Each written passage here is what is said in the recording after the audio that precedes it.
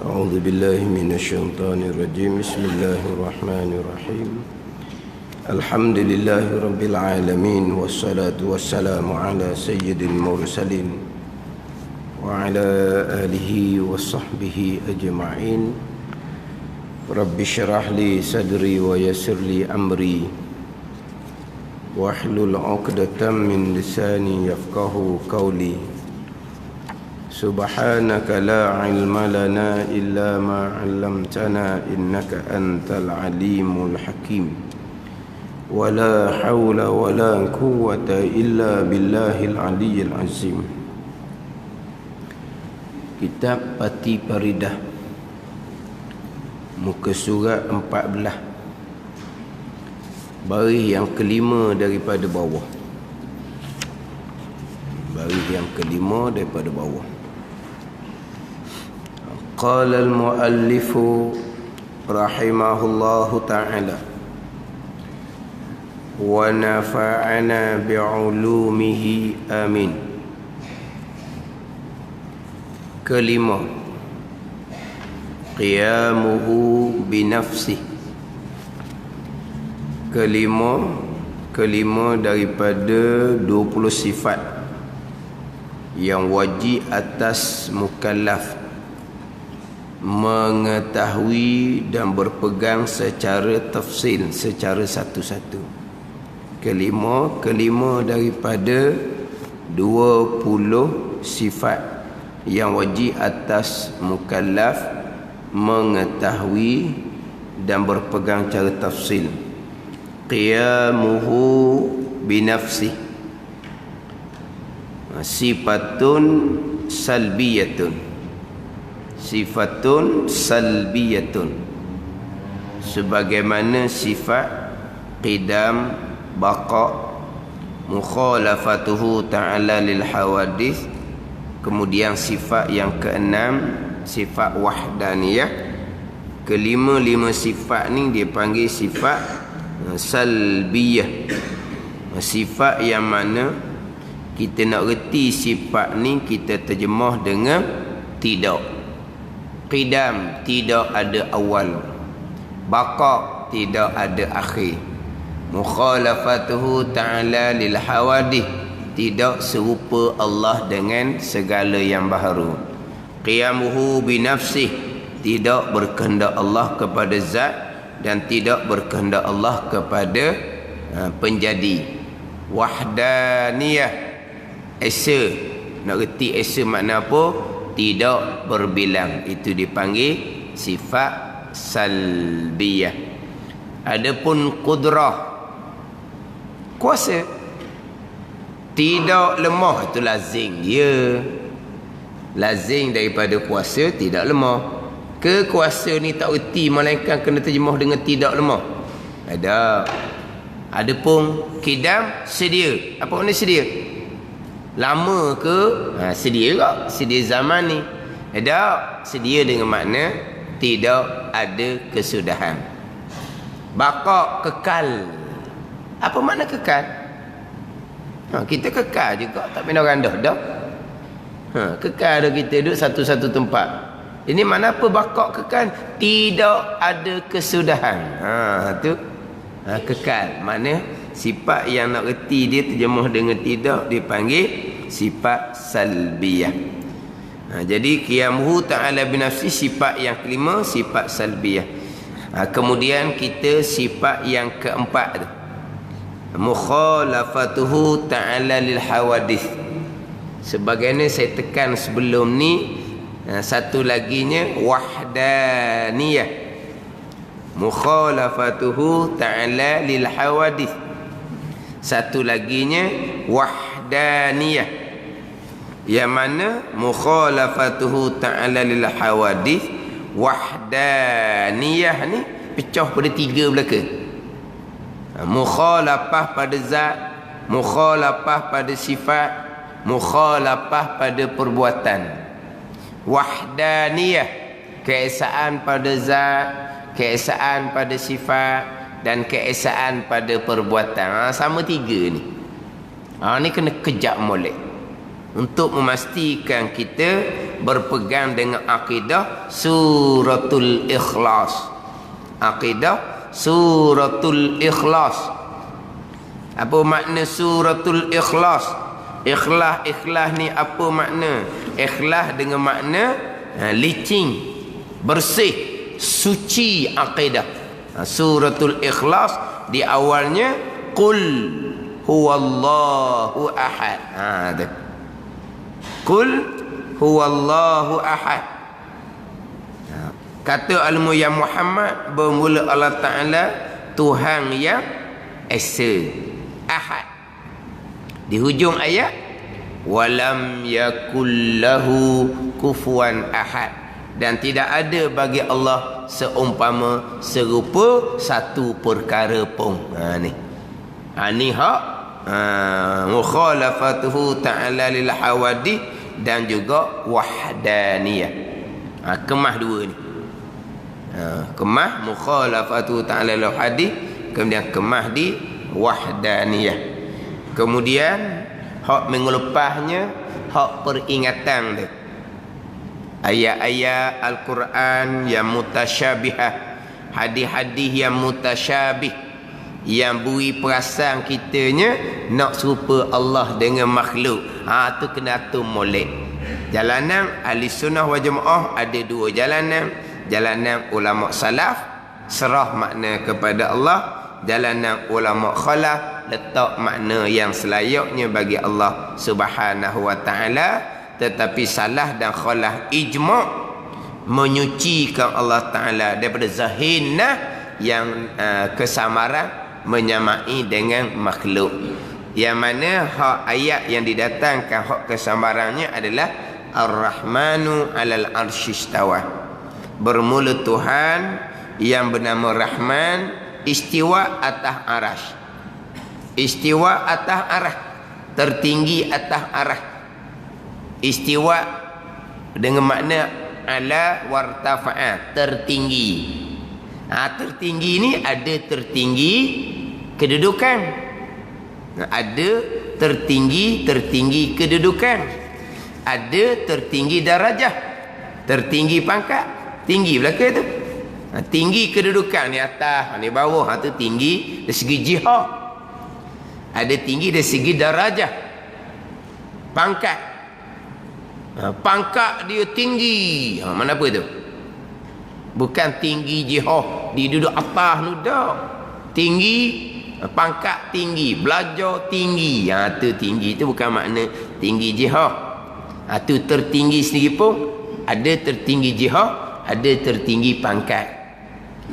Kemudian tertinggi dengan bahawa tertinggi jihad, ini ijma' ulama ahli-sunnah wal jamaah menyucikan Allah daripada berjihad seumpama. Ijma' ahli-sunnah wal jamaah. Bukan istiwa atas arah, Allah duduk atas arah. Atau akidah yang terpesong. Ada pula istiwa atas arah, bukan makna Tuhan duduk atas arah. Tuhan terpisah daripada arah. Tuhan terpisah daripada alam. Sebab arah ni umpama bumbung kepada alam. Arah ni seumpama bumbung kepada alam sekalian makhluk Allah Subhanahu wa ta'ala. Jadi Allah ni terpisah dengan sekalian alam. Itu makna tertinggi. Bukan duduk atas ni, terpisah. Ni dia golongan-golongan yang terpesong ni, dia bukan satu fahaman. Dia ada bagai-bagai fahaman. Golongan terpesong ni. Mana apa? Terpisah Allah. Panggil betul. Alif tirak dia panggil. Terpisah. Kita ahli sunnah wal jamaah, al-ijtima' berhimpun. Alif tirak terpisah. Itu semua sifat hawadith, sifat perkara yang baru. Tu je. Tak ada ni. Sama ada terpisah alif tirak, sama ada al-ijtima' berhimpun. Ini semua adalah sifat hawadith, sifat perkara yang baharu. Sebagaimana saya sebut minggu lepas lah, pegangan kita sebagaimana Allah sedia kala, begitulah Allah kekal selama-lamanya. Sedia kala Allah, kana Allah walam yakun syai'un ghairuh. Ada Allah Ta'ala dan tidak ada serta Allah sesuatu. Itu hadis sahih Bukhari. Ada Allah dan tidak ada serta Allah sesuatu. Faham? Yalah, sesuatu hawadis makhluk ni ada selepas Allah mengadakan. Di sebelum Allah mengadakan, yang ada hanya Allah Subhanahu wa ta'ala. Bukan gitu? Faham situ? Sebelum Allah jadikan makhluk, yang ada hanyalah Allah Subhanahu wa ta'ala. Ketika Allah sedia kala yang hanya ada Allah, Allah terpisah, Allah berhimpun. Ada tak sifat Allah ni terpisah ataupun berhimpun? Terpisah, berhimpun, ada? Macam mana Allah nak terpisah? Sebab tidak ada malaikat Allah juga. Nak terpisah ni satu benda, maka duduk jauh, itu terpisah. Satu benda duduk dekat, itu al-ijtima', berhimpun. Ada kena ada dua benda. Faham tak ni? Ni dua benda. Gini apa panggil apa ni? Al-ijtima', berhimpun. Ni apa panggil apa ni? Terpisah. Sekarang sebelum Allah jadikan apa-apa, yang ada hanyalah Allah Subhanahu wa ta'ala. Allah terpisah, Allah berhimpun dengan sesuatu. Sesuatu belum diadakan, jadi terpisah Allah? Tidak. Terhimpun Allah? Tidak. Belah atas? Tidak. Belah bawah? Tidak. Belah depan? Tidak. Belah belakang? Tidak. Kanan? Tidak. Kiri? Tidak. Begitu Allah sedia kala, begitulah Allah kekal selama-lamanya. Mati situ je. Kana Allah walam yakun syai'un ghairuh. Adapun satu hadis, kana Allah wala makan wa huwal an ala ma alaihi kan. Hadis itu timbullah pertikaian di kalangan ulama hadis. Kedudukan hadis kana Allah wala makan wa huwal an ala ma alaihi kan. Hadis ni timbul pertikaian di kalangan ulama hadis, kedudukan hadis tu. Tapi dari segi makna hadis tu bertepatan dengan hadis kana Allah walam yakun syai'un ghairuh. Kana Allah walam yakun syai'un ghairuh. Itu sahih Bukhari. Ada Allah dan tidak ada serta Allah sesuatu. Kemudian hadis yang kedua tadi, hak kata timbul pertikaian di kalangan ulama, kana Allah wala makan. Ada Allah dan tidak bertempat. Wa huwal an ala ma alaihi kan. Allah Ta'ala sekarang selepas Allah jadikan tempat, sebagaimana Allah sedia kala sebelum Allah jadikan tempat. Tapi kan Allah wala makan ni, dia hadis ni lah kedudukan hadis. Tapi tepat tak dengan hadis kan Allah walam yakun syai'un ghairuh. Ini hadis sahih Bukhari, dan ini memang akidah kita. Ada Allah Ta'ala dan tidak ada serta Allah sesuatu. Sebelum Allah jadikan apa-apa, yang ada hanyalah Allah. Ada tak makan? Ada tak tempat? Ada tak makan? Tempat ada ke tak? Tak ada lah tempat. Jadi kan Allah wala makan, walaupun hadis ni status dia khilaf ulama, tapi maknanya bertepatan dengan hadis sahih kan Allah walam yakun syai'un ghairuh. Ada Allah Ta'ala dan tidak ada serta Allah sesuatu. Tempat ada ke tak? Tempat ada ke tak? Tidak ada tempat. Kan Allah wala makan. Jadi hadis itu kan Allah wala makan, walaupun status dia timbul khilaf di kalangan ulama, tapi maknanya tepat dengan hadis sahih. Ada Allah Ta'ala dan tidak ada Allah, tidak ada serta Allah sesuatu. Pasti tempat tidak ada. Itu akidah kita. Sedia kala Allah begitu, tidak bertempat. Allah Ta'ala kekal begitu. Allah Ta'ala kekal seumpama sedia kala selama-lamanya, tidak berubah sama sekali Allah Subhanahu wa ta'ala. Habis takat tu. Jadi termasuklah kata Allah ni duduk berhimpun atas arah, terpisah, itu semua sifat makhluk belaka. Allah Ta'ala menyalahi dengan segala yang baharu. Mana?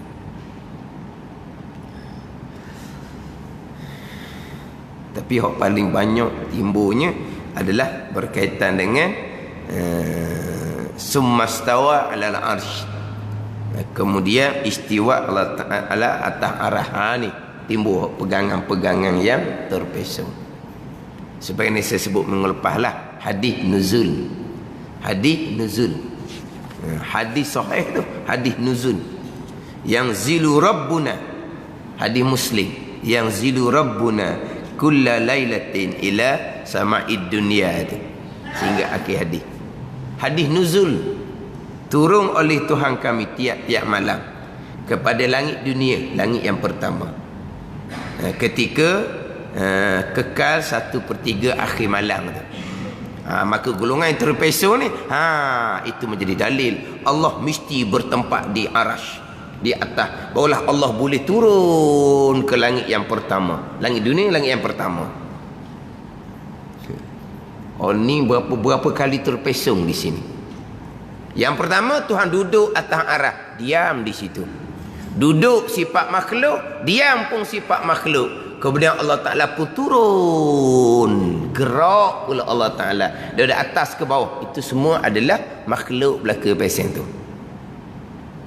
Ini hak melampau terpesongnya ditunjuk mana turun. Ditunjuk mana turun. Ditunjuk dengan tangan dia. Allah kata, ialah dari segi zahirnya, zahir turun macam mana? Gerak daripada atas ke bawah, naik gerak daripada bawah ke atas. Itu hak asal. Lepas tu nuzul, turun bergerak gitu, itu sifat hawadih. Apa tu macam mana? Ulama salah. Nuzul apa makna nuzul? Serah kepada Allah Subhanahu wa taala. Adapun nuzul dengan makna gerak atas ke bawah, hak tu ijma' ulama menyucikan daripada perkara yang menyamai makhluk Allah Subhanahu wa taala. Ulama khalah turun malaikat Allah Subhanahu wa taala. Macam sebut minggu lepas lah, kalau pakai zahir turun gitu 1/3 malam ni berlaku 24 jam. Tak ada naik turun situ semua jadinya. Tak?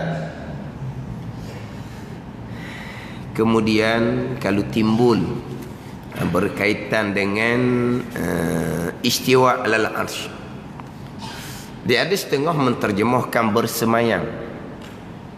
Ada terjemahan Melayu kita terjemah dengan bersemayam. Bersemayam ni tengoklah kepada dari segi lugah apa makna. Ni wallahu alam. Setengah mengatakan bahawa bersemayam bukan makna duduk. Bersemayam atas singgasana raja. Bersemayam atas singgasana dengan makna raja menguasai singgasana. Bukan makna raja 24 jam duduk atas kursi dia tu, bukan. Ke raja 24 jam duduk atas kursi dia tu, tak gerak ke mana-mana. Tapi disebut raja bersemayam atas singgasana. Mana apa? Raja menguasai kerajaan tu. Tu. Setengah mengatakan bersemayam dengan makna raja memerintah menguasai kerajaan. Bukan bersemayam dengan makna tempat. Bukan bersemayam dengan makna duduk, bukan. Sebab memang raja bersemayam atas singgasana. Bersemayam makna apa? Tapi kalau bersemayam makna tu duduk, tu salah terjemahan seumpama tu. Itu serah kepada dari segi bahasa lah, apa makna bersemayam. Kalau makna duduk, salah. Kalau bersemayam atas makna menguasai, memerintah, tak apa. Tak ada. Mana? Oh, ngaji sekolah. Bersemayam makna apa? Dari segi Dewan Bahasa dan Pustaka. Kan gitu tak? Dia Dewan Bahasa dan Pustaka dah. Cuba tengok dalam tu, bersemayam makna apa? Duduk atas singgah sana. Duduk tu dengan makna duduk ke? Duduk atas singgah sana dengan makna dia menguasai singgah sana?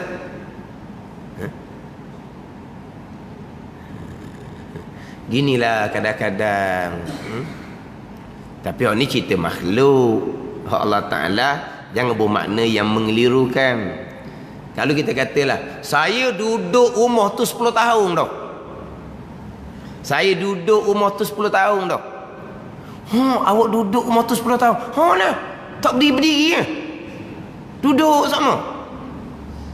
Faham tak kan? Kita je cakap kan. Saya duduk lama dah situ kan. Saya duduk rumah tu 10 tahun dah. Betul? Pakat dak bangun cacau, dak berdiri, siapa duduk 10 tahun. Lepas tu berdiri pun dak. Baring pun dak kau. Duduk je. Duduk tu bukan makna duduk cokoh tu. Ni kita nak sebut duduk tak apalah. Sebab ni cerita makhluk. Tapi maknanya sebut kata duduk makhluk tu pun bukan maknanya semestinya duduk. Bertempat. Sebab apa? Duduk 10 tahun pun dia duduk malam je. Siang duduk jabat. Duduk 10 tahun pun duduk betulnya belah malam je. Pagi keluar dah, petang bawa balik. Pagi keluar, petang bawa balik. Mana kalau duduk tu 10 tahun, tak ada hoyak duduk 10 tahun. Duduk 5 tahun. Dah mau duduk lama dah kan 5 tahun. Sebab 5 tahun lagi tu duduk jabat. Dah separuh hari duduk jabat kan. Makna duduk tak apa tu kata dia, tapi duduk tu ni semua tak bukan nak sama kita hak istiwa Allah Taala ni, nak cerita percakapan kita ni. Betullah bersemayam apa makna? Apa makna bersemayam? Bersemayam bukan dengan makna duduk. Bersemayam dengan makna menguasai baru boleh. Tu tengok pada bahasa lah. Makna kalau kita nak selamat kau, istiwa alal arsy, tertinggi. Tertinggi, adakah tertinggi dia punya jihad? Ni tinggi gini? Tidak sama sekali. Ala wartafa'ah, istiwa makna tertinggi. Atau bersemayam tu tengok kepada terjemahan bahasa itu sendiri. Kemudian berkaitan dengan ayat yang kesamaran dengan tempat ini, bukan hanya satu ayat, dia banyak ayat yang kesamaran dengan tempat. Ayat yang kesamaran dengan tempat. Hak zahir ayat tu seperti Allah bertempat. Mana wa huwa aqrabu minkum min hablil warid wa nahnu aqrabu ilaihi min hablil warid. Kami lebih hampir kepadanya daripada orang merih. Hampir ni kesamaran dengan tempat. Sebut hampir, apa makna hampir? Kalau hak zahir hampir, mana apa tu? Bukan menyabitkan tempat. Bila sebut kata hampir, itu zahirnya menyabitkan tempat. Maka ahli sunnah wal jamaah ijma' tidak menyabitkan tempat bagi Allah. Tetapi kalau pakai zahir hampir itu tempat, jadi bukan di arash, sebab di bumi, sebab kita duduk di bumi. Wa huwa ma'akum ainama kuntum, dan ia bersama kamu di mana kamu berada. Bersama al-ma'iyah, bersama ni pun kalau pakai zahir kau menyabitkan tempat. Qala ni la tahzan, innallaha ma'ana. Apa awal ayat dia? La tahzan innallaha ma'ana, jangan kamu bimbang. Nabi kata kepada Sayyidina Bakar radhiyallahu anhu, innallaha ma'ana, kerana sesungguhnya Allah Ta'ala bersama dengan kami dalam gua Sur ketika hijrah ke Madinah. Bersama dengan mana apa? Allah duduk dalam gua tu bersama dengan Nabi SAW dan Sayyidina Bakar radhiyallahu anhu. Kalau pakai zahir Allah duduk situ lah. Tu kalau kira pakai zahir kesamaran Allah dalam tempat, tapi sudah di bumi, bukan lagi di langit.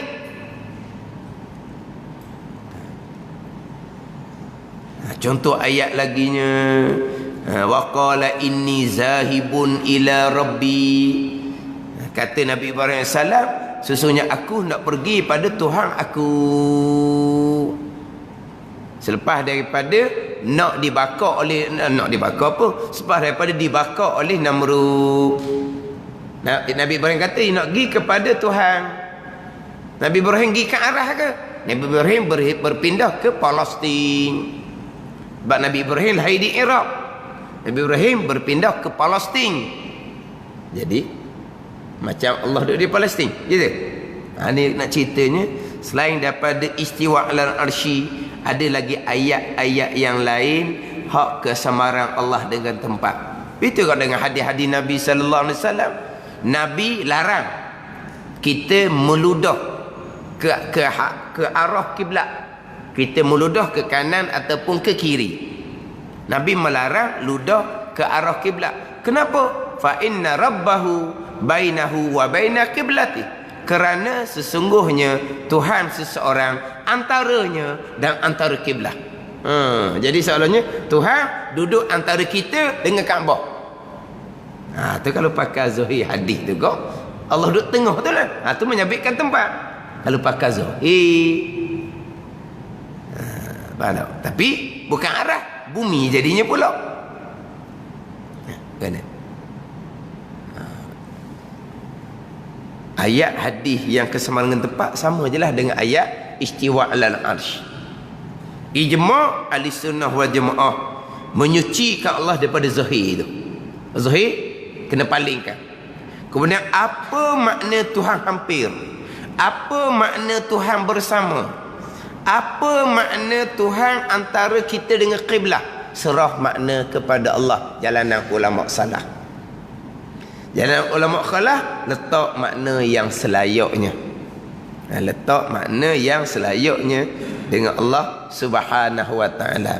Hampir bersama dengan makna mengetahui, dengan makna menolong. Itu makna-makna yang selayaknya dengan Allah Subhanahu wa taala.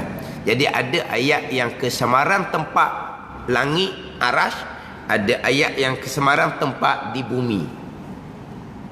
Bahkan kalau timbul pertikaian duk mai duk bahas laginya ayat-ayat mutasyabihah kesamaran Allah dengan tempat ni, biasanya dalam kitab dia akan suruh kita rojak surah Al-Hadid ayat yang keempat. Ni saya biasa sebut ayat ni sebab dalam kitab ada sebut ayat ni, dan tu biasa duk sebut ayat ni. Surah Al-Hadid ayat yang keempat, di awal surahnya, huwallazi khalaqas samawati wal ard fi sittati ayyam summa stawa 'alal 'arsy. Di huwallazi, kalau dalam surah Sajadah hok baca pagi Jumaat, Allahul ladzi.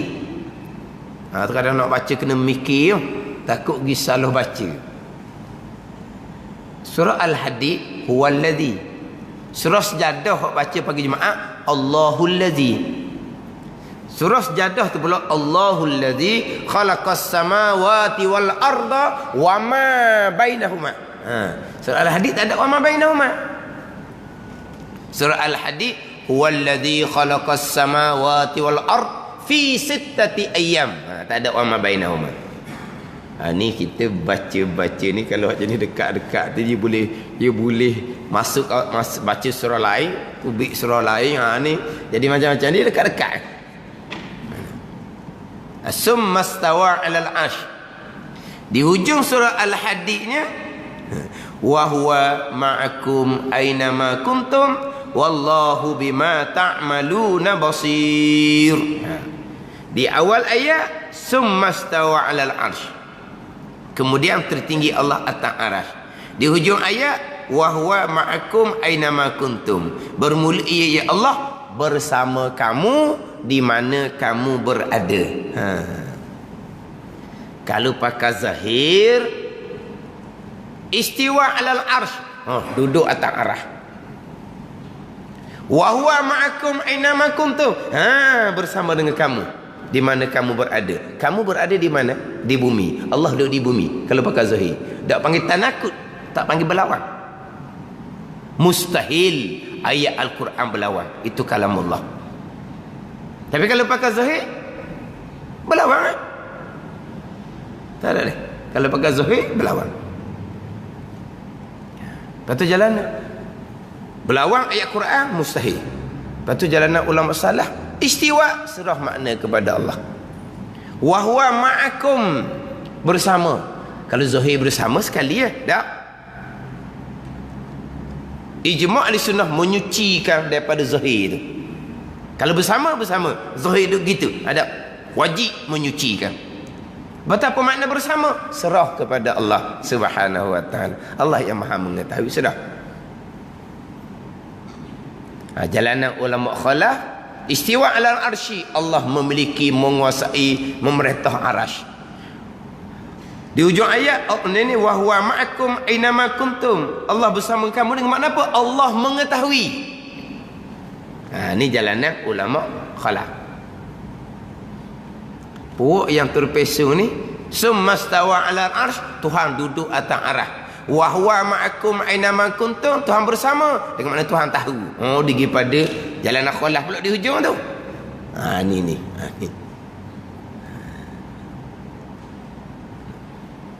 Mana satu ayat istiwa alal arsy di awal, wa huwa ma'akum bersama kamu di mana kamu berada di hujung ayat. Begitu juga dengan ayat yang ketiga surah Al-An'am. Ayat yang ketiga surah Al-An'am, wa huwallahu fis samawati wa fil ard.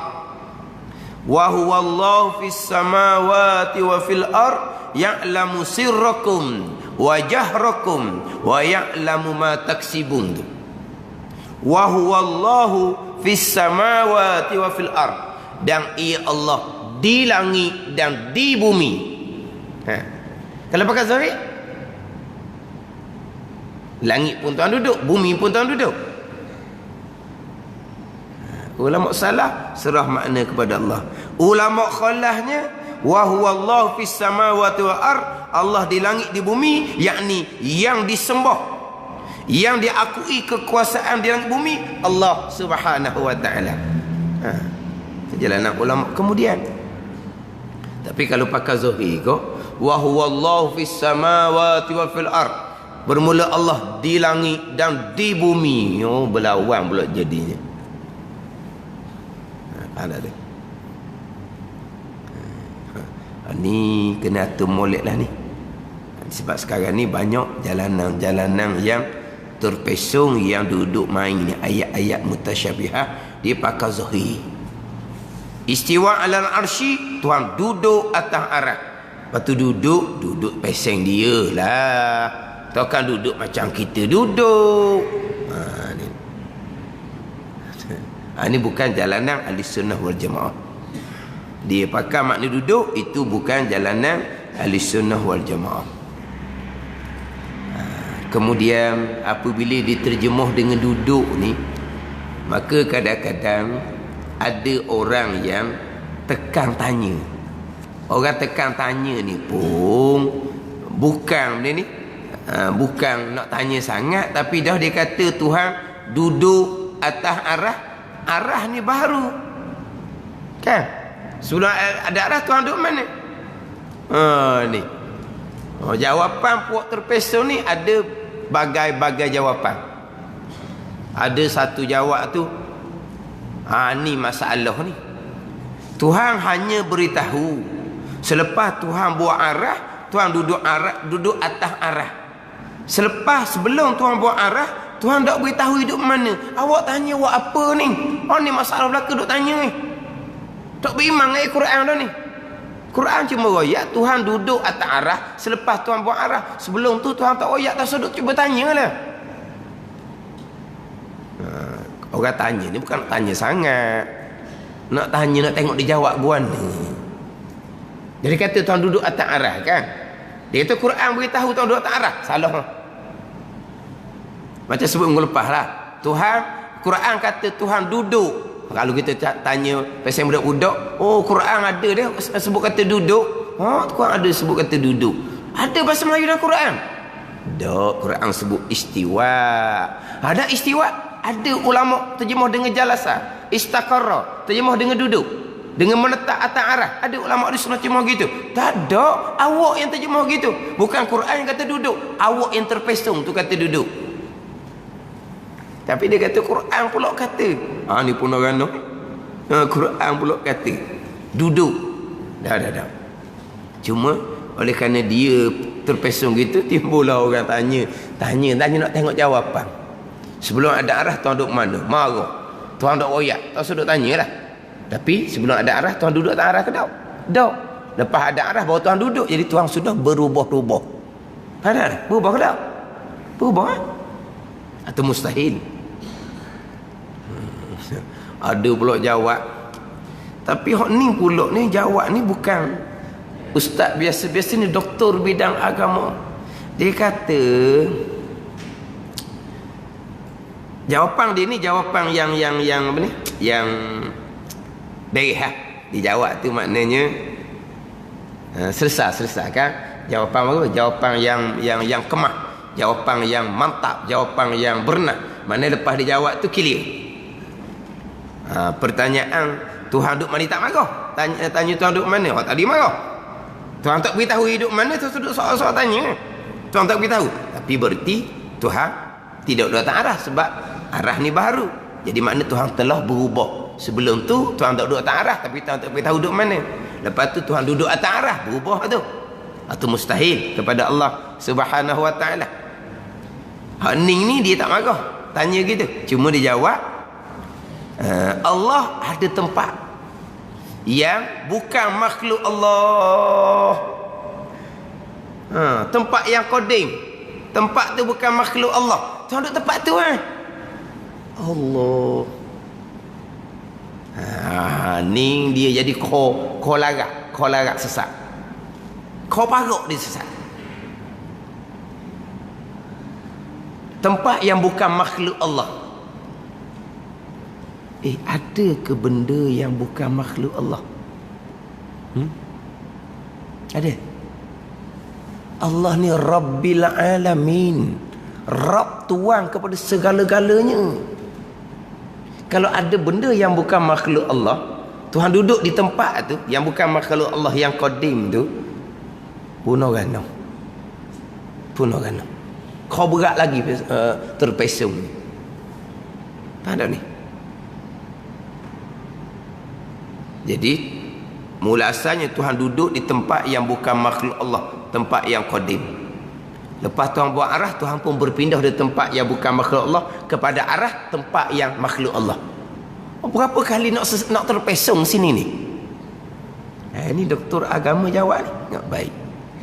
Ni boleh tengok dalam YouTube ni ada semua yang ni jawapan-jawapan. Tuhan bertempat di tempat yang bukan makhluk Allah. Jadi ada benda yang bukan makhluk Allah. Ni kata macam-macam ni. Jawapan.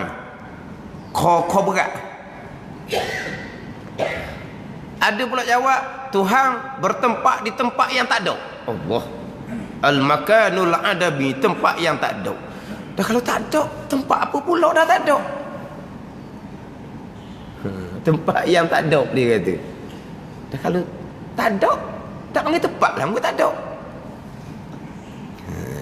Ni nyakit lah ke ni? Ada pula jawab, Tuhan terapung atas udara. Allah.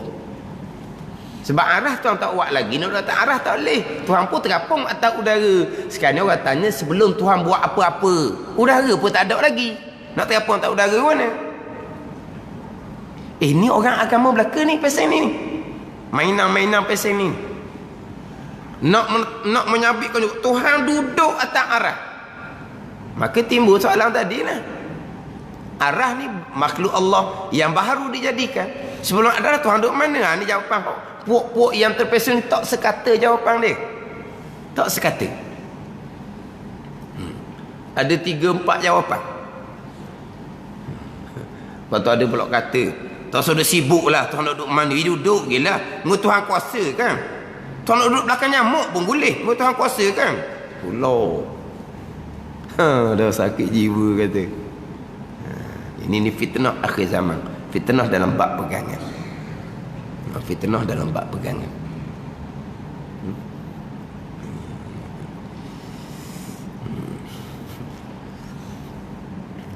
Ada hak terpesong ni.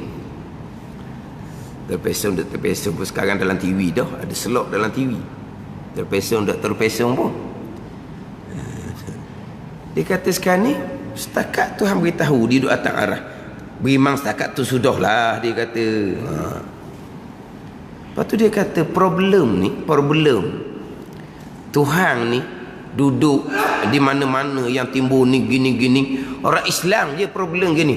Orang bukan Islam tak timbul pun problem Tuhan duduk di mana-mana ni. Sebab apa dia kata orang bukan Islam tidak problem? Sebab kalau kita tanya orang bukan Islam, dia kata kalau tanya orang yang beragama Hindu, orang yang beragama Buddha, kalau tanya mereka, mereka akan tunjuk Tuhan di atas. Sebab apa?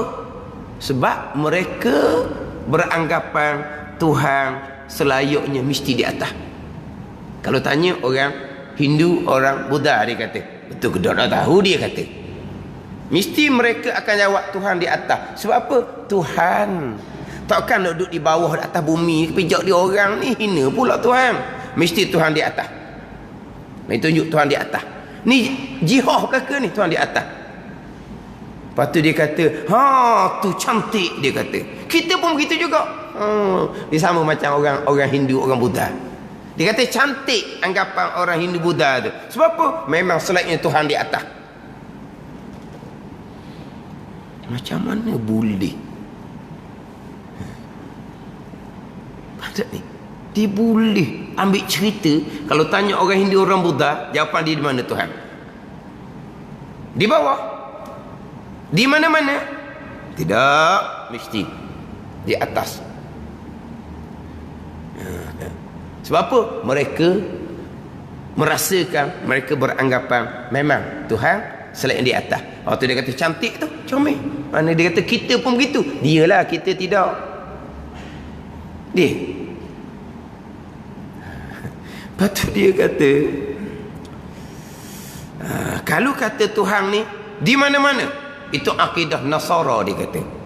Dan memang kita tidak berpegang Allah di mana-mana. Kita tidak menyabitkan mana-mana bagi Allah Subhanahu wa ta'ala. Ingat baik, golongan yang terpesong yang kata Tuhan di atas ni, dia kata kepada kita ahli sunnah wal jamaah Tuhan berada di mana-mana. Tidak. Berpegang Tuhan ada di mana-mana, ataupun salah akidah yang terpesong. Ada hak terpesong ni ada juga ni, tapi bukan ahli sunnah wal jamaah, bukan salah, bukan khalah. Ada Tuhan ada di mana-mana, dalam jambang je tak ada. Ni ngajar kat orang ni kelas mu'allaf. Mana orang baru masuk Islam dia buat kelas. Tuhan berada di mana-mana, dalam jambang je tak ada. Memang ada, tapi ini bukan akidah kita, bukan akidah salah, bukan akidah khalah. Di mana-mana Tuhan, bukan akidah ahli sunnah wal jamaah. Tapi mereka yang terpesong menyabitkan Tuhan di atas arah.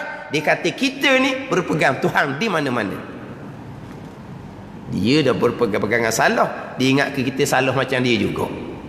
Arash ke mana-mana ke, itu semua menyabitkan tempat bagi Allah Subhanahu wa ta'ala, menetapkan tempat bagi Allah. Itu akidah yang terpesong.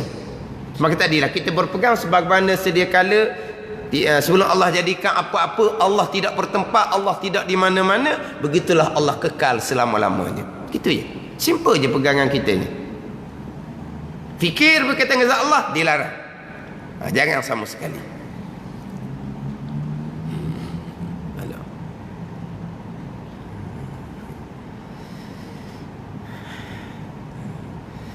Lepas tu dia kata pula ni hak kata hak boleh masuk dalam TV dah ni.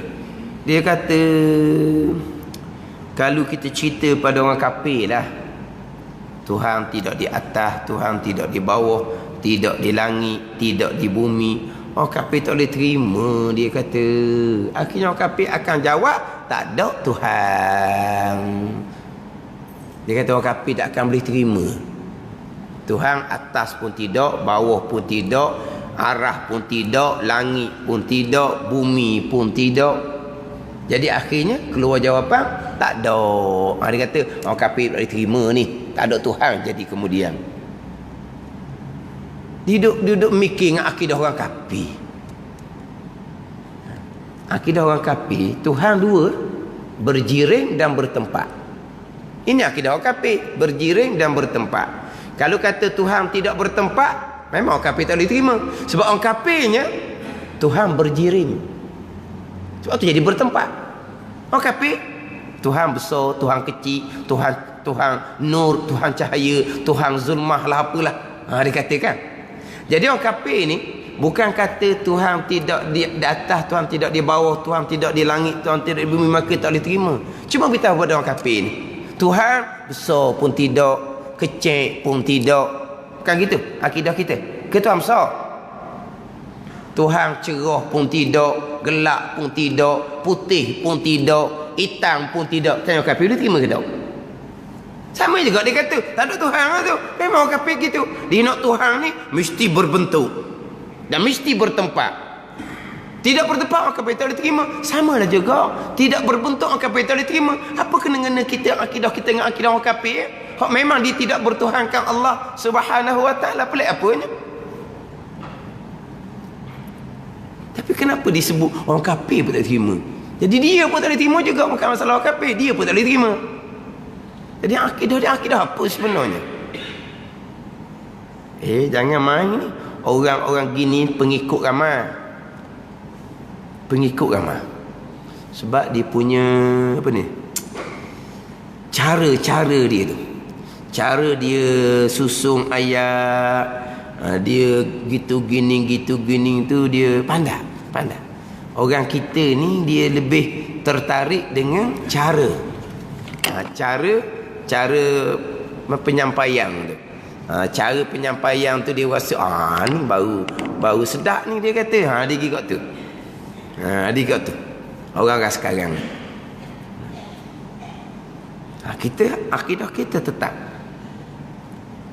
sebagaimana Allah sedia kala, begitulah Allah kekal selama-lamanya. Allah tidak berubah sama sekali. Ataupun kita jalanan ulama khalaf, kita berpegang dengan alhamdulillahi rabbil alamin, cukup. Ini jalanan ulama khalaf. Kita berpegang dengan alhamdulillahi rabbil alamin. Tu memanglah akidah Fatihah kita. Itu akidah Fatihah tu.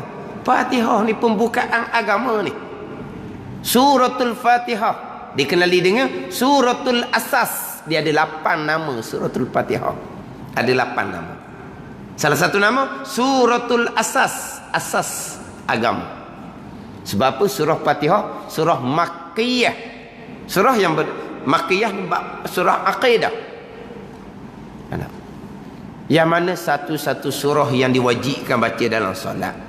Yang Nabi sebut tidak ada satu surah yang diturunkan oleh Allah Subhanahu wa taala daripada kitab-kitab yang terdahulu sampai ke Al-Quran, tidak ada surah yang menyamai kelebihan dengan suratul Fatihah. Kita tak apa bunyi dak kelebihan suratul Fatihah. Kita dak bunyinya kelebihan suratul Ikhlas, surah Qul Ya, surah Yasin. Kita dak tahu gitu. Suratul Fatihah satu-satu surah 114 tu kan. Dalam sembahyang 17 rakaat 17 kali kena baca.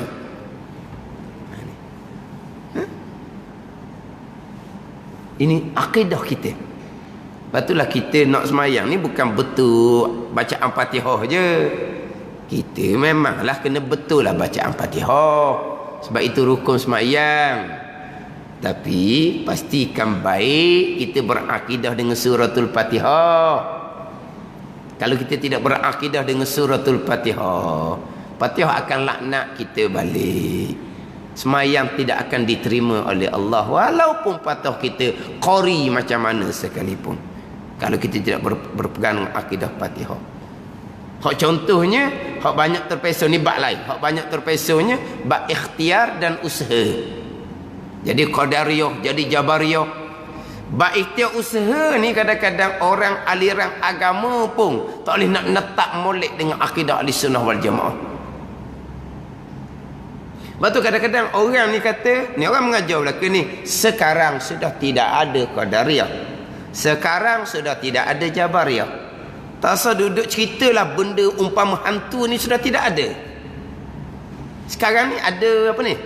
Liberal, plural, tu sekarang. Qadariyah sudah tidak ada, jabariyah sudah tidak ada. Kenapa tidak ada? Kalau ada orang ajar kita, tanya dia. Saya, yalah biar tak ada pun tak apalah ustaz. Tapi saya nak tanyalah ustaz, Qadariyah ni balah mana? Jabariyah ni balah mana pegangan dia? Saya kata tak ada dah, kan biar tak ada. Kau saya nak tahu kau benda tak ada ni pun ilmu. Tak salah. Walaupun benda tu tak ada, kita nak tahu salah ke? Ilmu. Cuba tanya dia. Qadariyah tu macam mana? Jabariyah tu macam mana? Kita tanya pula, ahli sunnah macam mana? Tengok macam mana. Sama ada berakidah dengan akidah Fatihah ataupun tidak. Akidah ahli sunnah wal jamaah akidah Fatihah. Ikhtiar usaha.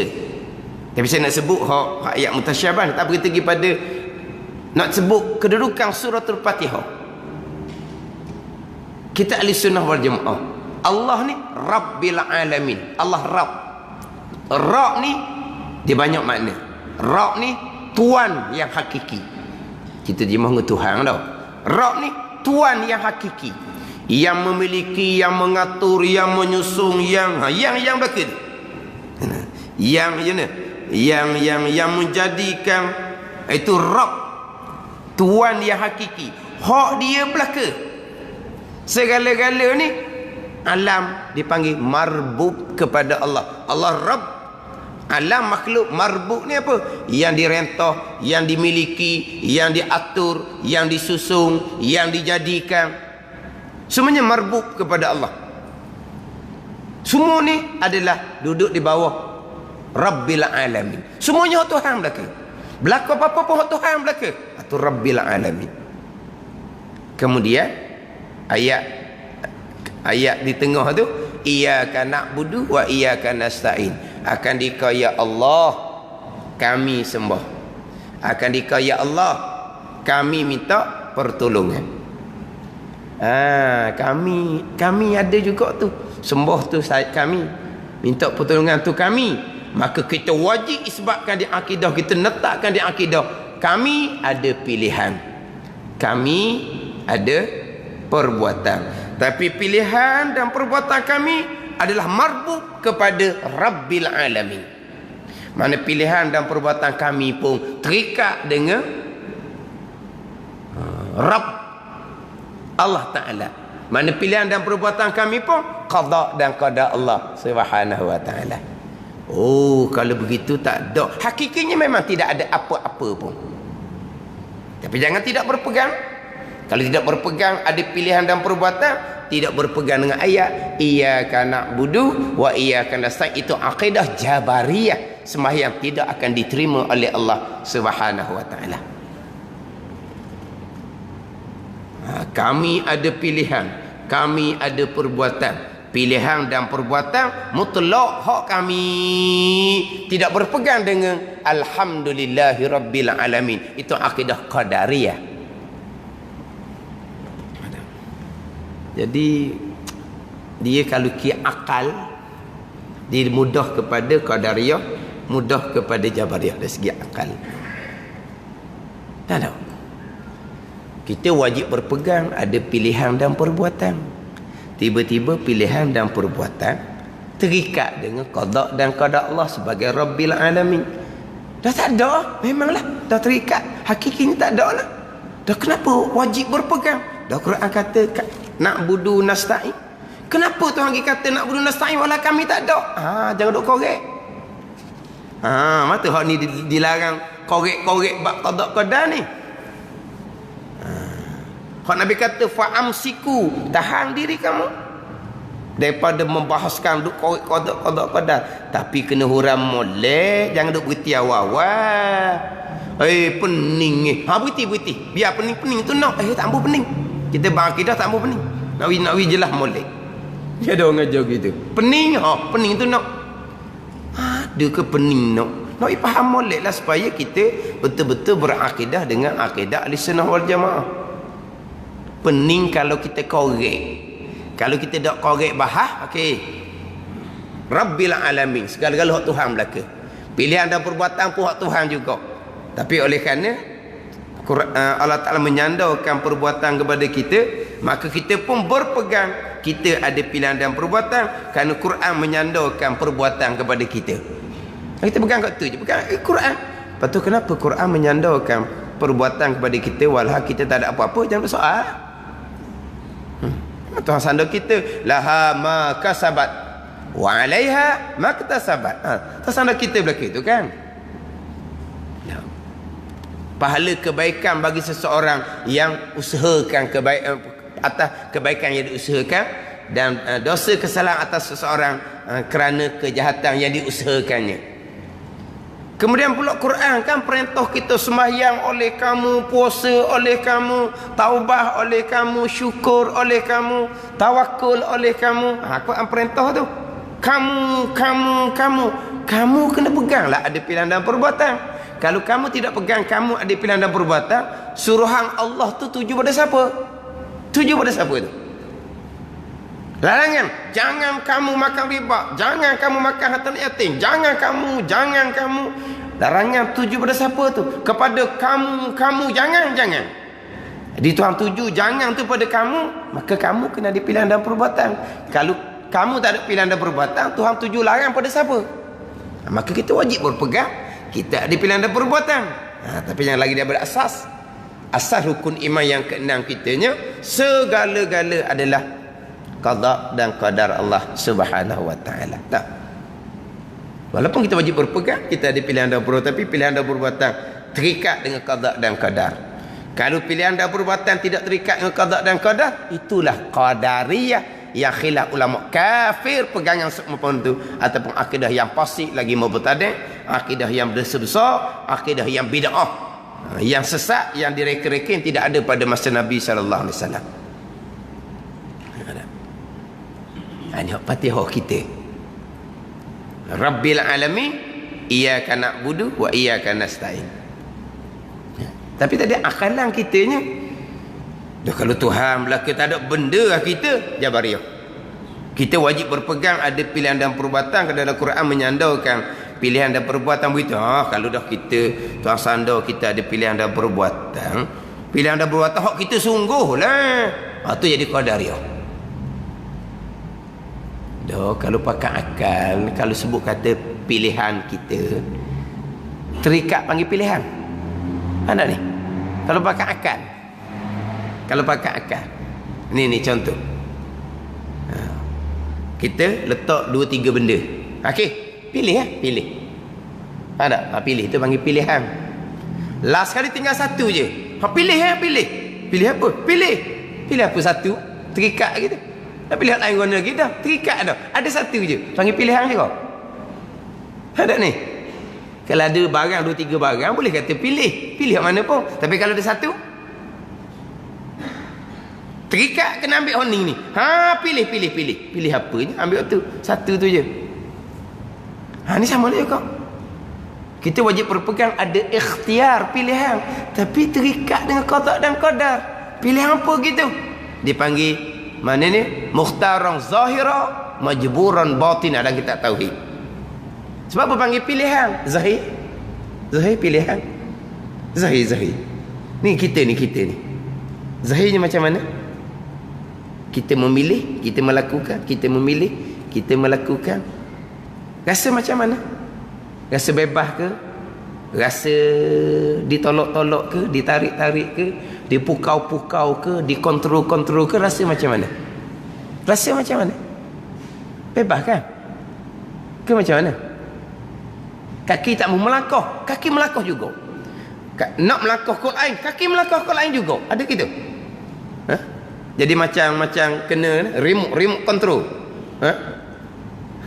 Jadi macam remote control. Dan zahirnya macam mana kita rasa? Kita rasa kita bebas memilih. Kita bebas memilih. Pada zahir kita bebas memilih.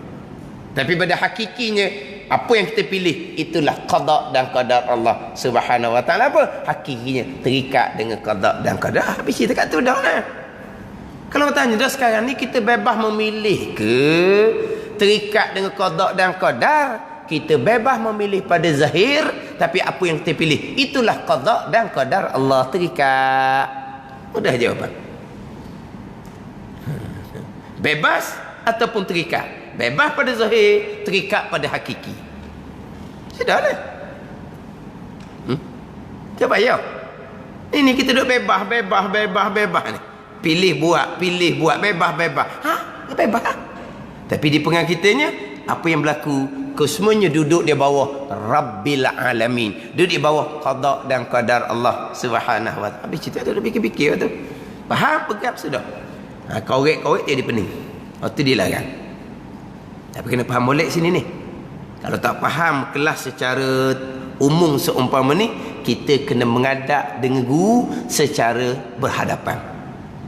Kalau kita seorang diri ni pening juga kitanya. Jelah ni kelas secara umum terbuka gitu. Tak boleh nak turun. Ini akidah. Biar. Tak faham pun tak apa lah. Kita nak buat ibadat je, nak semayang, nak puasa je. Kalau akidah kita terpesong, saya puasa sia-sia, tidak diterima oleh Allah Subhanahu wa taala.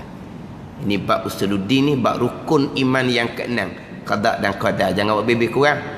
Kena faham molek untuk pastikan kita berakidah dengan akidah di seluruhnya. Kalau akidah salah, semayang, puasa, apa kebaikan yang kita lakukan, tidak diterima oleh Allah Subhanahu wa taala. Kita kadang rasa asyik, rasa selesa dengan semayang, dengan puasa, buat ibadah. Itu semua tipu daya daripada syaitan belaka. Macam mana ni, rasa asyik ni pun tipu daya syaitan. Tipu daya syaitan. Sebab apa? Tuan tak terima amal yang tidak ada usuluddin, ada tapak agama. Tuan tidak akan terima. Lepas tu kita rasa suka, asyik itu semua tipu daya dari syaitan. Sebab syaitan terkadang dia tipu daya kita atas rupa kebaikan. Ini bukanlah kitab Minhajul Abidin. Terkadang syaitan dia tipu daya anak Adam atas rupa kebaikan. Takut ni atas rupa kebajikan. Maknanya kalau kita tak boleh nak turut juga kelas secara umum, kita kena secara sekusakat lah. Bila ada orang ni dia mudah-mudah je, ada orang ni dia payah basa sikit, payah dia kena berhadapan. Dia tak padang tengok ramai-ramai umum kita padang. Tapi kalau kita ada asas, dengar, faham, pegang, selesai, tak ada fikir-fikir ya. Tak dia. Macam sekarang. Ni apa? Kalau gitu kok tak buat gapo-gapo, dia kata. Tak buat gapo-gapo. Dah Tuhan belaka, tak buat gapo-gapo. Tak buat gapo? Tak buat gapo-gapo apa? Sekarang buat apa sekarang? Sekarang duduk. Dah buat tu duduk. Duduk kena buat. Kalau tak buat duduk. Cuma kalau kita kata orang tak ada kudrah, tak ada tenaga, tak ada geng, cuba suruh dia buat duduk. Suruh dia buat duduk. Dia boleh buat. Tak apalah, kita tolong akak dia bubuh duduk. Cuba kita lepas. Mana? Terbaliklah dianya. Tengok. Makna kita duduk sekarang tengah buat ni.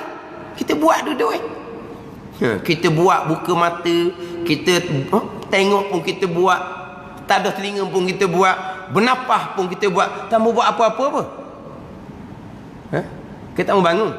Bangun je buat. Duduk bukan buat. Jadi apa yang berlaku sekarang ni, itulah qada dan qadar Allah. Sudahlah. Apa tak mau buat apa-apa. Sudah kelas kita bangun. Kita berjalan. Tak buat. Buat. Tak mau buat apa-apa, apa tak mau pergi kerja. Tu orang malas. Orang malas tak mau pergi kerja. Dah Tuhan tetap belaka dah rezeki pun semua, tak mau pergi kerja. Tu orang nyakit gitu tu. Nak buat alasan. Lepas tu kan ni tak mau kerja. Tu salah syariat. Tak apa. Tak mau kerja tak salah, betul. Tak mau kerja tak salah. Tu orang pecing tak mau kerja belaka tu. Kerana orang pecing nak kerja. Tak mau belaka. Salah. Tak salah. Apa? Cukup dah kan. Benda apa. Jadi tak mau kerja tak salahnya. Dia banyak dah simpanan kan. Tapi apa yang berlaku tu kepada dia tu? Qada dan qadar Allah. Ni. Walaupun kita wajib berpegang, ada pilihan dan perbuatan. Jadi kita balik kepada nak cerita bab Rabbil Alamin. Allah Rabb bagi sekalian alam. Alam kullu mawjudin siwallah. Semua yang ada selain Allah dipanggil alam. Arah alam ke tak? Arash adalah alam. Jadi Allah Rabb, arash adalah marbub kepada Allah. Kenapa? Arah yang dimiliki oleh Allah, yang direntah oleh Allah, yang dikuasai oleh Allah. Habis cerita. Tapi arah bukan tempat bagi Allah. Arah adalah marbub kepada Allah sebagai Rabb, sebab alam termasuk arah.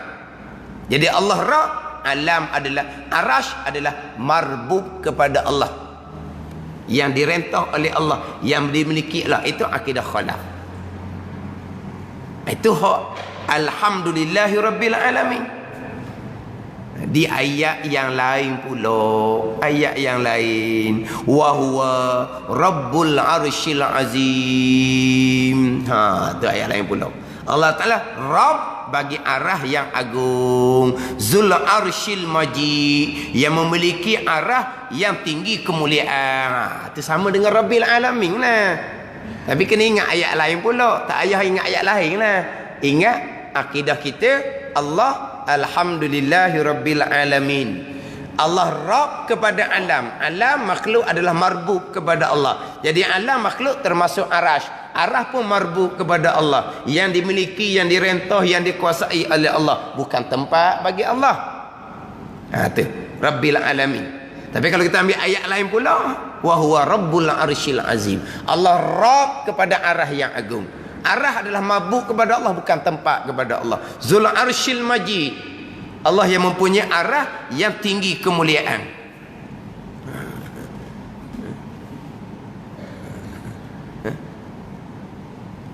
Itu hak akidah kita. Hak akidah khalaf. Adapun akidah salaf, hak akidah salafnya Rabbil alamin, Rabbil alamin. Lepas tu memanglah arah ni makhluk kepada Allah, ulama salaf. Lepas tu istiwa alal arsy. Istiwa alal arsy ayat lain. Lepas tu apa makna? Serah makna kepada Allah Subhanahu wa taala. Habis cerita. Itu salah. Hak Rabbil alamin wa huwa rabbul arsyil azim, zul arsyil majid contohnya. Itu memanglah akidah kita tetap dah. Memanglah kita berpegang arash adalah kepunyaan Allah. Arah adalah mana ni? Direntah oleh Allah. Arah memang dimiliki oleh Allah. Ini jalanan ulama salah sama lah. Kemudian macam pula istiwa alal arsy. Tu ayat lain, serah makna kepada Allah Subhanahu wa taala. Tu jalanan ulama salah. Jalanan ulama khalaf. Rabbil alamin, apalah itulah makna kepada istiwa alal arsy. Tu jalanan ulama khalaf. Tapi sama sekali tidak akan menyabitkan tempat bagi Allah Subhanahu wa taala. Macam mana? Kan? Dah kita kan dilarang berfikir berkaitan dengan zat Allah Subhanahu wa taala. Macam mai duk rasa-rasa gitu. Rasa Tuhan berada di mana? Masa kita berdoa, kita rasa Tuhan berada di mana? Rasa Tuhan berada di atas. Tuhan ada di atas. Dia nak pakai buah rasa dia. Kita berdoa kan? Kiblah doa di mana? Di langit kiblah doa. Maka tangan kita hadap ke atas, hadap ke langit. Tak ada. Ni kita berdoa macam-macam pasang kau, doa gini pun ada. Ada kat gitu. Doa apa gitu? Ada doa buat tutup mulut. Bukan so, doa langit kiblah doa. Yang kita duk tutup mulut apa? Dia tutup mulut, dia duk gosok-gosok hidung dan kepek-kepek lah, tak macam-macam dahnya. Yang dia gosok-gosok apa lagi? Macam-macam tu. Gini pun ada. Malahnya orang bukalah ke atas. Kiblah doa ke langit. Ada. Betul lah kiblah doa ke langit. Kita hadap tangan ni, tapak tangan kita ke langit. Ada. Tapi pandangan mata kita ke bawah. Melainkan ketika doa selepas ambil air semayang. Sunat mata ke langit. Doa selepas mandi wajib. Doa melenggak ke langit. Walaupun langit tak nampak sebab di atas tu ada atap sekalipun, mata pandang ke langit. Walaupun mata buta sekalipun, tetap mata pandang ke langit. Doa selepas berwuduk, doa selepas mandi wajib. Doa lain, mata tunduk ke bawah, tangan angkat ke atas. Itu kiblah doa. Jadi masa berdoa, kiblah doa ke langit. Masa berdoa, rasa Tuhan ni. Rasa Tuhan ni. Rasa Tuhan di mana? Rasa Tuhan di mana? Rasa Tuhan di mana? Di atas. Tak ada atas. Nak rasa pula Tuhan duduk di mana? Ada. Dan kalau kita sujud pula, aqrabu ma yakunul abdu min rabbih wa huwa sajid. Paling hampir kita dengan Tuhan kita adalah ketika kita sujud. Kita sujud, kita rasa Tuhan duduk mana? Kalau pakai rasa pula kan? Lama-lama rasa Tuhan mari duduk kat kita. Tu mari kita mari lintasan hak wajib kita tolak. Kenapa yang paling hampir kita dengan Allah ketika sujud? Kalau Tuhan bertempat di arah di langit, hak paling hampir kita dengan Tuhan ketika berdiri, bukan ketika sujud. Macam mana? Ketika mana lagi hak lebih hampir kita kepada Tuhan kalau Tuhan duduk di langit? Ketika kita berdiri, duduk di rumah, hak maflek, hak tingkat atas sekali. Tu lagi hampir sebab nu atas. Kalau rumah bawah tak hampir mana? Ketika mana? Ketika berdiri. Tiba-tiba yang lebih hampirnya adalah ketika sujud. Dah kita rasa Tuhan duduk bawah. Tak. Jadi itu qiblah doa. Qiblah sembahyang. Qiblah sembahyang Kaabah. Adakah Allah duduk di Kaabah?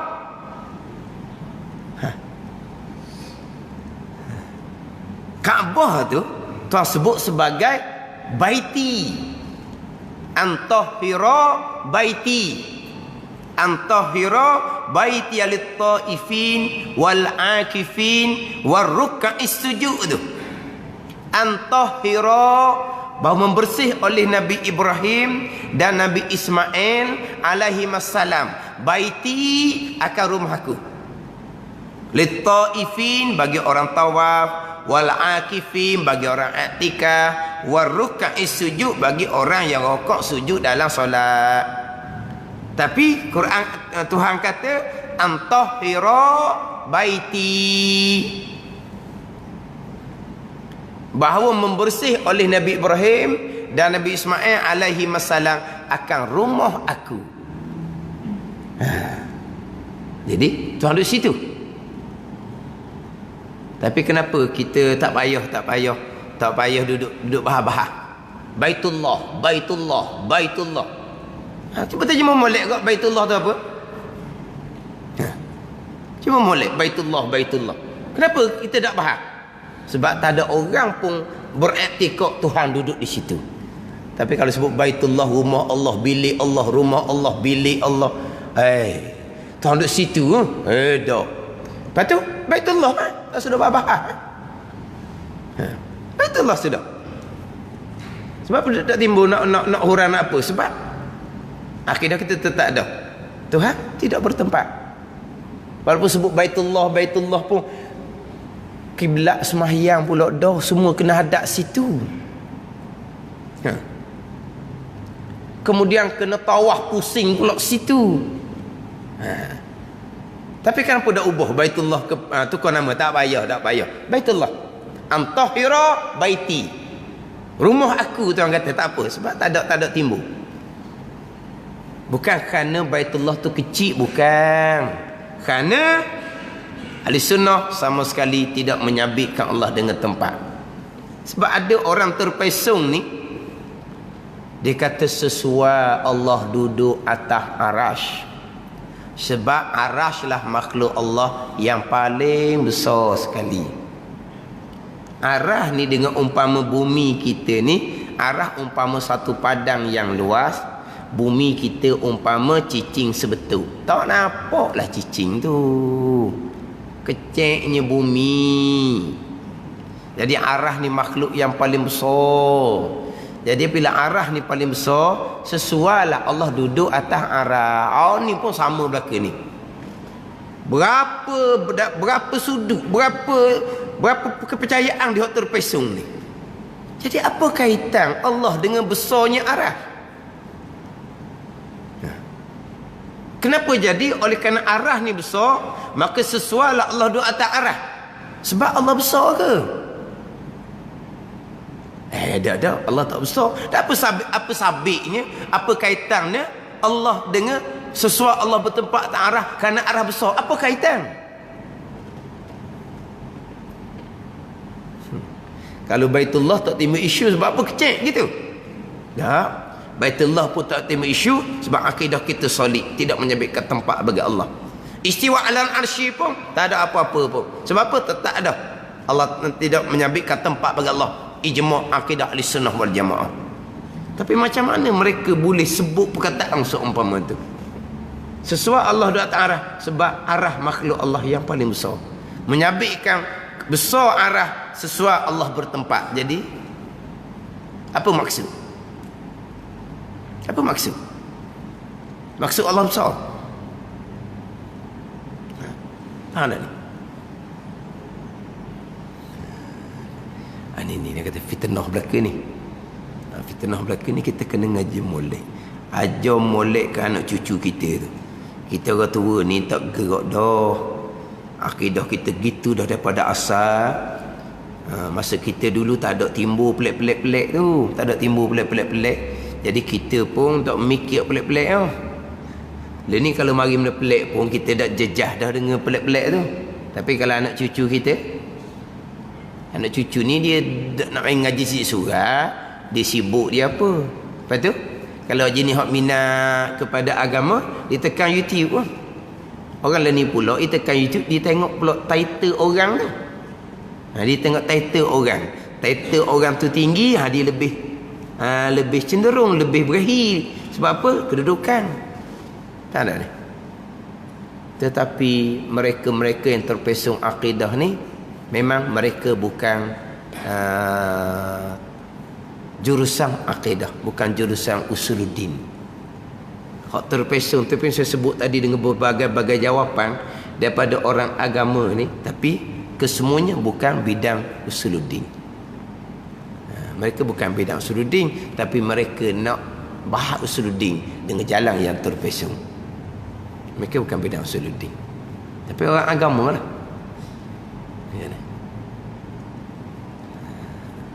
Mana kita balik pada asal pegangan kitanya, kan Allah walam yakun syai'un ghairu, ada Allah dan tidak ada serta Allah sesuatu sebagaimana Allah sedia kala tidak bertempat, begitulah Allah kekal selama-lamanya. Allah tidak bertempat, Allah tidak berubah, Allah tidak terkesan dengan makhluk yang Allah Ta'ala jadikan termasuk arasy. Dan Allah sama sekali maha suci daripada mengambil manfaat guna daripada makhluk umpama arasy yang dijadikan oleh Allah Subhanahu wa taala.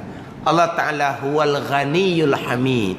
Allah al-ghani, Allah yang terkaya. Allah lepas daripada segala-galanya. Allah tidak berubah, Allah tidak terkesan, dan Allah sama sekali tidak mengambil manfaat guna daripada makhluk Allah sendiri. Jadi kita minggu lepas baca sekitab, minggu ni baca sekitab, bacalah sikit tadi qiyamuhu ta'ala binafsih. Lepas tu balik pada hak minggu lepas kita sudah tu. Sebab apa? Sebab kita nak kejak di mukhalafatu ta'ala lil hawadis. Kemudian sifat yang keenam di hadapan wahdaniyah, keesaan pada zat, keesaan pada sifat, keesaan pada perbuatan, keesaan pada perbuatan, keesaan pada perbuatan. Yang buat hanya Allah, yang mendetikkan hati hanya Allah, yang mengkerlikkan mata kita hanya Allah, yang menggerakkan nadi kita hanya Allah. Kalau terdetik di hati pun perbuatan Allah, pilihan hati sama telahlah perbuatan Allah. Kalau kerlipan mata bergerak nadi perbuatan Allah, pilihan kita pun perbuatan Allah. Allah Rabbil Alamin. Ni keesaan. Tauhid. Kita agama tauhid. Kita dah sebutkan kita agama tauhid. Kemah?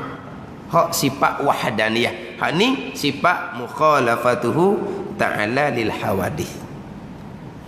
Kemudian sebelum kita habis kelas ni, hak saya sebut tadi, selalu sebut hak berkaitan dengan jangan meludah dalam sembahyang tu. Dia hadis tu hadis Bukhari, hadis sahih. Apabila kita sembahyang, jangan kita meludah ke arah kiblat, dan wala an yaminih, dan jangan meludah sebelah kanan. Kiblat pun jangan, kanan pun jangan meludah sebelah kiri. Jangan meludah tak kapek ni. Jangan. Dulu semayang atas pasir je. Teludah atas kapek ni tigak dia orang lah. Jangan meludah ke qiblah, jangan meludah wala an yamin, jangan meludah sebelah kanan. Mana meludah sebelah kiri. Di hujung hadis itu fa inna rabbahu bainahu wa baina qiblatihi. Atau hadis Bukhari itu. Kerana Tuhan seseorang antara seseorang dengan qiblah. Mana apa tu? Kerahmatan Allah Subhanahu wa taala. Bukan Allah duduk depan tu. Tapi silap saya ada sebut tadi, jangan ludah ke qiblah, ludahlah ke kanan kiri, bukan ludah ke kiri. Ada. Dahlah kalau kita nak ludah atas sapu tangan pun ke kiri. Kita nak ludah luar pun ke kiri. Faham tak ni? Kalau kita bawa kereta jangan ludah ke kanan, ludah ke kiri. Faham sebelah lah. Bawa kereta ludah ke kiri. Kalau kita penumpang sebelah tak apalah. Kalau kita driver ludah ke kiri. Ada ni. Marah orang sebelah tu ludah ke kiri. Yelah cari benda lah, cari bekas ludah belah kiri. Dia meludah ni benda yang apa ni? Benda yang kurang elok. Dia orang Arab tak ada meludah macam kita ni. Dia akan ludah dalam sapu tangan senyap-senyap je. Tapi orang Melayu kata ngotor. Ludah sapu tangan ngotor, orang Melayu kata. Orang Melayu pasal mana? Tuf ludah. Belang puasa pula. Kuat ludah. Dalam parit tu kau penuh dengan liu. Orang Arab kata apa? Biadab. Meludah tu biadab. Lah. Kita meludah tu sebelah rumah kita tengah makan nasi. Kita buat. Rumah dekat-dekat. Kalau kau tengah makan nasi ke mana? Berhenti kawan tu. Putus selera. Jadi dalam hadis tu jangan meludah ke qiblah, dan meludah ke kanan. Kenapa? Kerana Allah Ta'ala antara kita dengan qiblah. Itu jadi macam tempat tidak kerahmatan Allah Subhanahu wa ta'ala. Tak apalah, kita terbaliklah hak qiyamuhu ta'ala binafsi ni kita baca semula. Hak kelima, qiyamuhu binafsi sifatun salbiyatun. Wallahu a'lam. Bismillahirrahmanirrahim. Alhamdulillahirabbil alamin, wassalatu wassalamu ala sayyidil mursalin wa ala alihi wa sahbihi ajma'in. Allahumma iftah alaina futuhal arifin. Allahumma allimna ilma akdamin wa fahimna famasabikin warzuqna riqat talibin. Allahumma zidna ilman wa alhiqna bis salihin. Wa sallallahu ala sayyidina Muhammadin wa ala alihi wa sahbihi wa sallam. Walhamdulillahirabbil alamin.